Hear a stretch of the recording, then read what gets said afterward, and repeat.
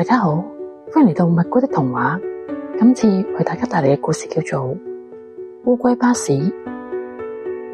喺好耐好耐以前，喺一座森林裏面住咗一隻叫皮皮嘅雀仔。皮皮係一隻好衝動嘅小金絲雀，無論做乜嘢佢都要係最快嘅。食飯要快，講嘢要快，連眨眼都快過人。佢嘅口頭禪就係快啲快啲快啲。每一日嘅朝頭早，太陽伯伯啱啱升起，皮皮就會衝上個天空度。佢飛得好快啊，快到好似條金色嘅閃電啊！有一日，森林裏邊颳起咗大風，皮皮飛得太急啦，冇睇清楚前面，唔小心咚一聲撞向咗一棵大樹度。哎呀，好痛啊！皮皮覺得對翼好痛，痛到碌唔到啊！佢由好高嘅樹上面跌咗落嚟，啱啱跌咗喺軟綿嘅草地上面啊！皮皮試住張開佢對翼，但係對翼受咗傷，飛唔到啊！皮皮好難過咁喊起上嚟，我飛唔到啦，我邊度都去唔到啦！就喺呢個時候，有一隻烏龜爺爺路過，佢個名叫做阿曼。阿曼爺爺抬起頭，用慢吞吞嘅聲音話：小朋友，做咩喊啊？皮皮抹一抹眼淚，阿曼爺爺，我對翼受咗傷啊，我飛唔到啦！阿曼爺爺話：唔使擔心，雖然你而家飛唔到，但係你可以坐我嘅烏龜巴士啊！我雖然行得好慢，但係我行得好穩陣噶。皮皮諗咗一諗，小心咁爬咗上阿曼爺爺嘅龜殼上面。爺爺嘅龜殼好闊同好暖，坐起嚟好舒服。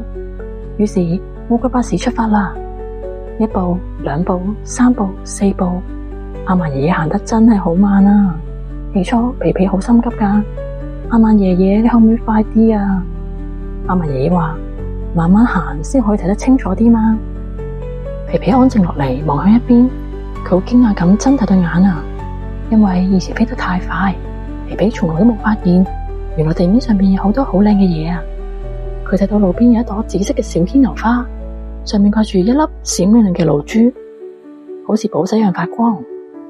佢睇到一隻紅色嘅小螞蟻，正搬住一塊好細嘅餅乾碎，用好洪亮嘅聲音嗌：嘿嘿！